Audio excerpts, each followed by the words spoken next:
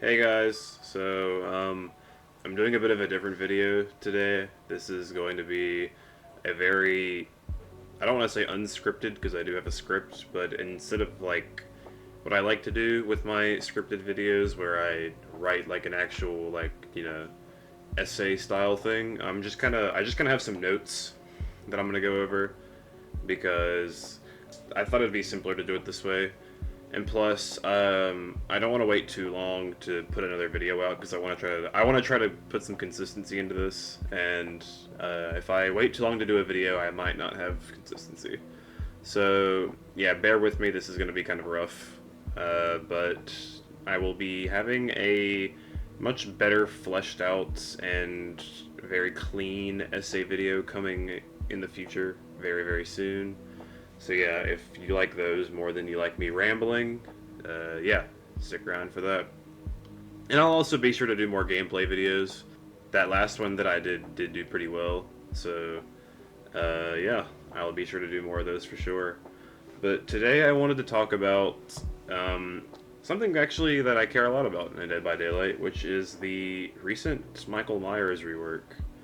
Um, if you have been living under a rock in the Dead by Daylight community, Michael Myers got a rework in the newest update for the new chapter.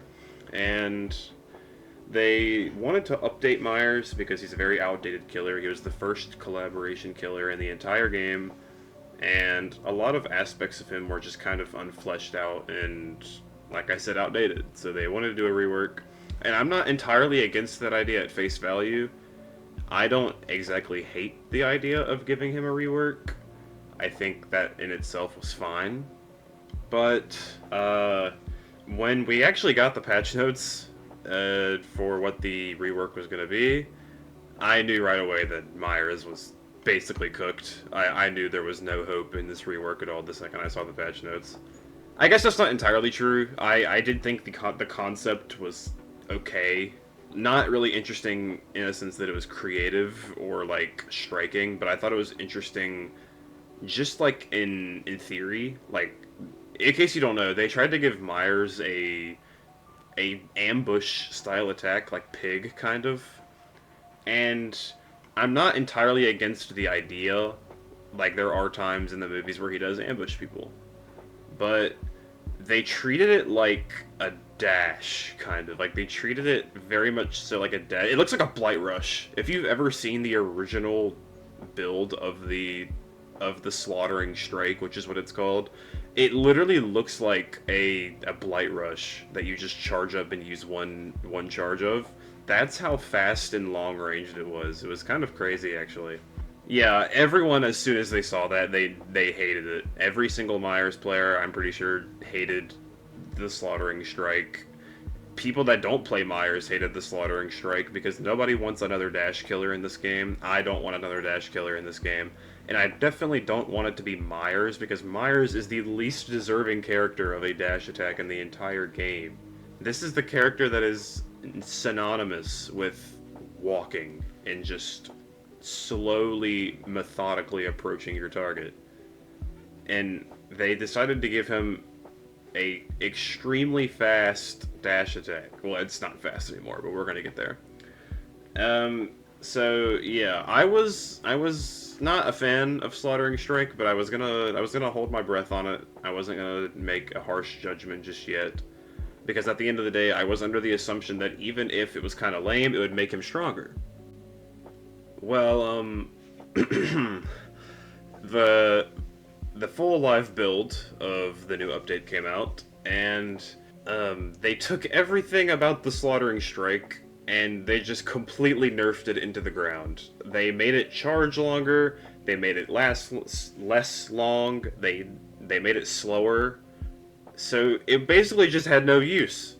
It has no use in the current build of the game at all. I genuinely found more success just using the new Pursuer mode than I did using Slaughtering Strike in certain situations, which I think maybe a little bit intended. Maybe you're intended to use Pursuer mode over Slaughtering Strike sometimes, but that's just not how Myers is meant to play. Evil Incarnate, or the old Tier 3 system, used to be this powerful thing that you would activate, and everybody on the map would have to be put on notice and lock in. Because if you were caught by tier 3, you were cooked. But with this current build, there are just so many ways to play around Slaughtering Strike that I felt utterly and completely helpless trying to use it in most situations. I only ever got value out of it when I would have just gotten value with a basic attack in Pursuer mode anyway. So I'm really not sure what the point of Slaughtering Strike in the current build is, to be honest. And that kind of got me thinking, how should Myers feel? Because I do agree that certain parts of the original build were very outdated, and he really needed some revamps. I think some quality of life changes could have gone a long way. And I also do agree that the old Tombstone was very problematic, so I'm glad they gave him an add-on pass. But clearly, giving him a dash attack isn't the answer. I mean, who could have guessed? So, today I'm going to be taking a look at Michael Myers, and I'm going to be deciding what I think an appropriate rework for the character should be. And I'm going to challenge myself to not deviate too far from what we currently have, because, let's face it, Behavior isn't going to do a whole bunch of work right after they just rework the character. They're probably just going to make a few tweaks and call it a day. So, why not make the most of those few tweaks, and make something good out of this character? And that's what I'm tasking myself with doing today. So, if you like the proposed changes that I have, or if you just like the video in general, or if you like this gameplay against some bots on Dead Dog Saloon, just feel free to leave a like and comment down below. And subscribe. And, you know, let me know what you think this current version of Myers needs to succeed, because whatever you come up with can't be as bad as what Behavior came up with, let's face it. To start off, I think we need to take a look at what the current version of Myers has to work with, because like I said, we're not going to deviate too far from it, because we want to make this as easy for Behavior to do as possible, because they love that. So, the current version of Myers has two forms that he can change between. He has Stalker form and Pursuer form. In the Stalker mode, he can hold the power button to, well, stalk. And when he's stalking, a meter will slowly fill up at the bottom left of the screen. And once that meter is full, he gains access to Evil Incarnate mode.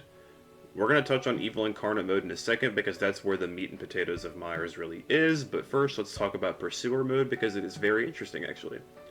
Pursuer mode involves Myers gaining a normal killer speed. In Stalker mode, he's actually 4.2, I believe. And in Pursuer mode, he becomes 4.6, and he receives a few buffs. He receives faster pallet break speed, faster gen break speed, and a longer lunge. It's actually very useful, but it's not quite as powerful as his ultimate form, and that's where we segue into Evil Incarnate mode. Upon pressing an interaction button at the bottom of the screen, you can activate Evil Incarnate mode. Myers will perform a short animation that never seems to feel short because of how clunky it is, but after the animation, Myers will enter Evil Incarnate mode, in which, if you're not using an add-on, he will gain access to the ability Slaughtering Strike. With Slaughtering Strike, he can charge up a special ambush type lunge attack, which has a longer distance than a normal lunge and can down survivors in one hit. This attack is very, very hard to turn for no reason, really, and locks your camera at the very end, so if somebody just moves an inch to the left at the end of its duration, you can't really do anything about it. And that's kind of why it's such a weak ability, on top of all the other downsides that we're going to get into later. But that's basically what he has to work with right now. There are some other caveats to it. For example, in Stalker mode, he has the undetectable status effect permanently until the stalk meter is full. And in Pursuer mode, he has a 24 meter terror radius, which swells to a whopping 40 when he's in Evil Incarnate mode. And other than that, I think I managed to cover everything. There is a lot you can do with his add-ons that give him some interesting benefits and downsides, but I'm not going to touch too much into that, because instead, I want to look at the old version of Myers as well. and talk about what he had going, because a lot of what he had going needs to come back in my opinion. The old version of Myers had access to different tiers of his ability. In Tier 1, he was undetectable, but very slow and had a very short lunge. In Tier 2, he received a normal killer lunge and a normal killer speed, but had a 16-meter terror radius. And then in Tier 3, once the stalk meter was fully charged, Myers would expose everyone on the map. And obviously, if you're exposed, Myers can down essentially anyone in one hit with a basic attack. It didn't require any sort of charge up of a lunge, it didn't require any sort of dash attack aim with janky camera movement. He just exposed everyone and he could run around downing people if you didn't spread out and run like your life was on the line, because it was. This version of Myers did come with some downsides. For example, you couldn't choose when you wanted to activate Tier 3 unless you, what is called 99'd the stalk meter, which is essentially just filling it as close to the top as possible without filling it all the way up. This allowed you to do a really oppressive strategy where you would hold the meter at 99% and then wait until you snuck right up on somebody and then fully activate it without even giving them a chance to run away. And while this made Myers kind of strong in that aspect, it was horrendously unfun to play against sometimes if the Myers was running a build that reduced his terror radius in Tier 2. And so I understand why they also removed that with this rework. But, yeah, he also didn't have as much of a speed up as he does now. He did not receive the gen breaking and pallet breaking speed buffs like he has now. So playing around pallets was a bit of a trouble for him in Tier 3. But ultimately, I think he was in a better place than he is now. I think being able to expose everyone on the team was much more valuable than the slaughtering strike. And I kind of miss it. To cap off my analyzation of the current Myers versus the old Myers before I get into the real proposition of what I want the rework to be, I've made a pros and cons list of the new version versus the old version. Or rather, it's really just the pros and cons of the new version, but a lot of the cons come from the context of the old version, if you get what I mean. But anyway, let's just get into it. So one thing that I will say I like about the current version is that the form change is really good, and it allows Myers to have real stealth, which is something that he's kind of lacked, because once you leave Tier 1 in the old version, you can't really stealth anymore. You permanently have a terror radius. But this allows him for real permanent stealth for as long as he wants, as long as he doesn't fill the stalk meter. Which gets me into my first complaint and the first con. Once the stalk meter is full, he's locked out of stalking mode and no longer has stealth. Why? For the next pro, manual activation of Evil Incarnate / Tier 3 allows for some interesting resource management, which I do like and adds some nuance to the gameplay. It forces you to decide, should I really activate this now, or should I hold on to it?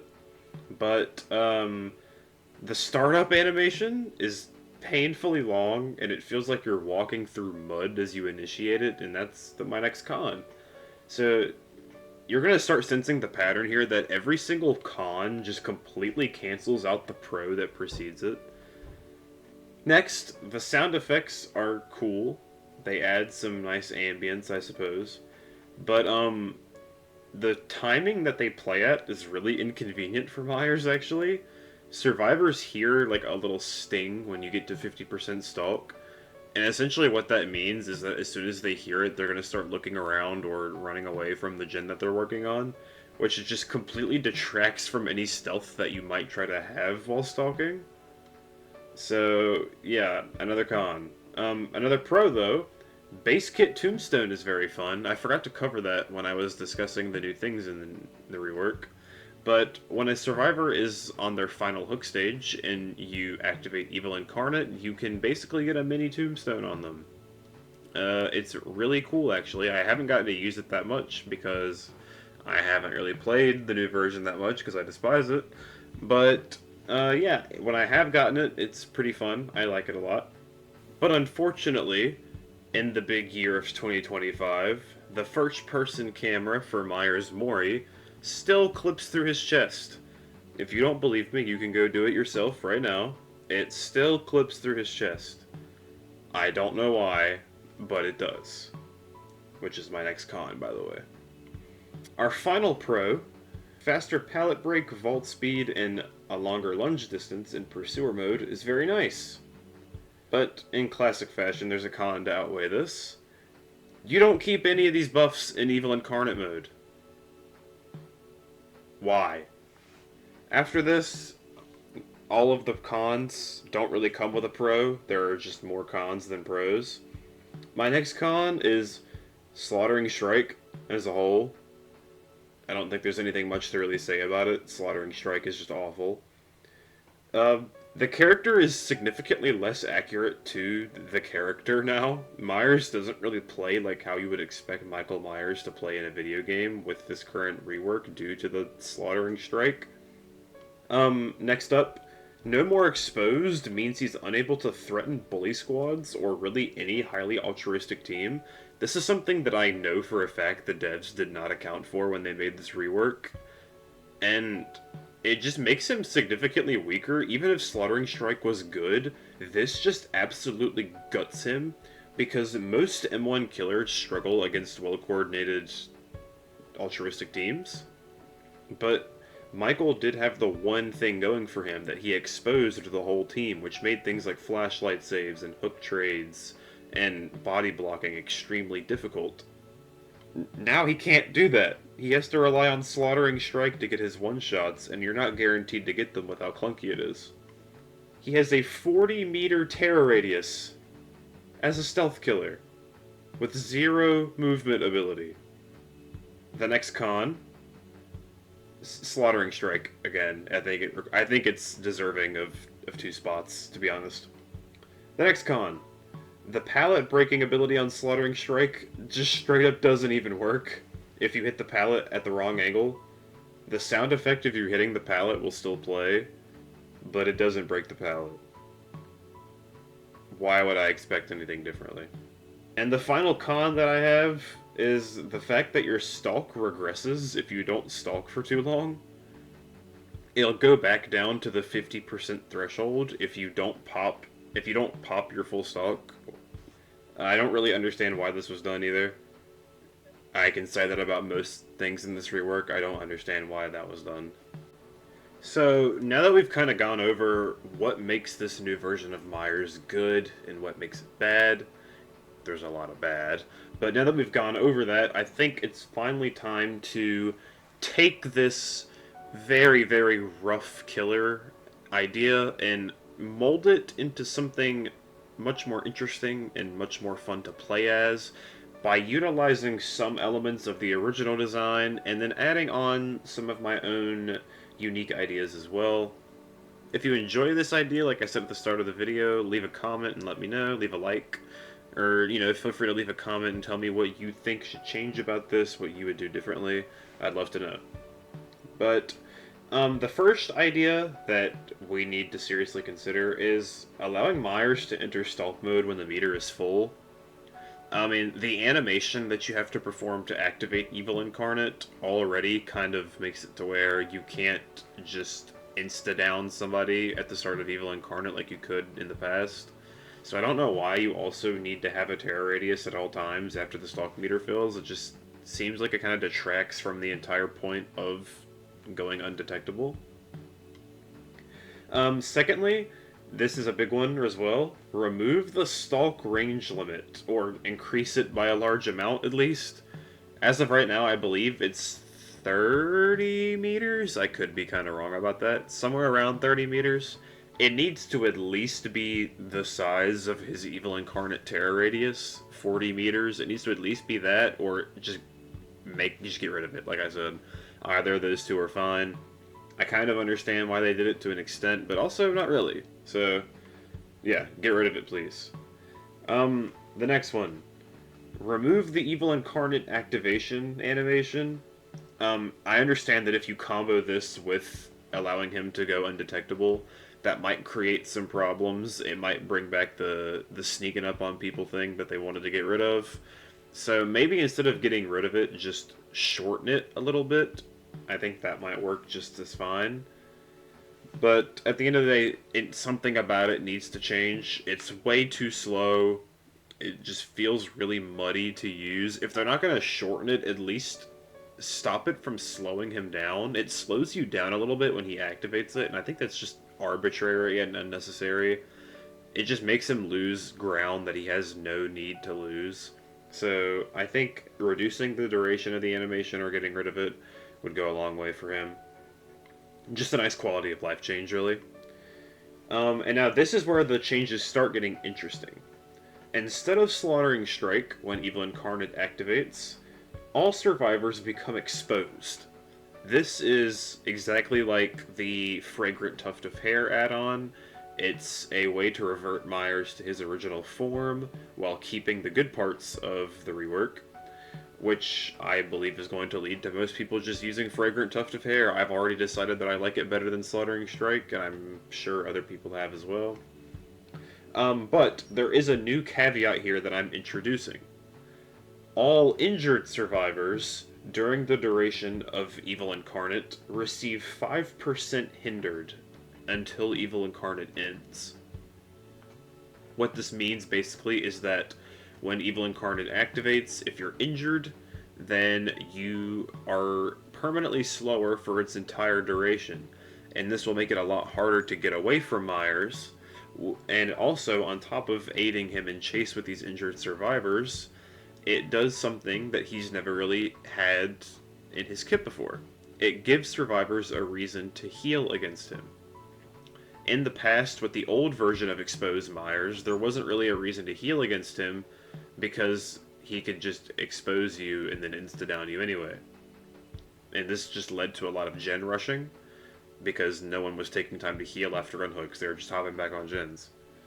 With this change, however, not only will this, put some pressure on injured survivors in chase, but it will also give people a reason to prioritize healing, because if you don't heal and then you end up getting caught in Evil Incarnate, you're going to have a lot harder of a time getting away, especially in dead zones.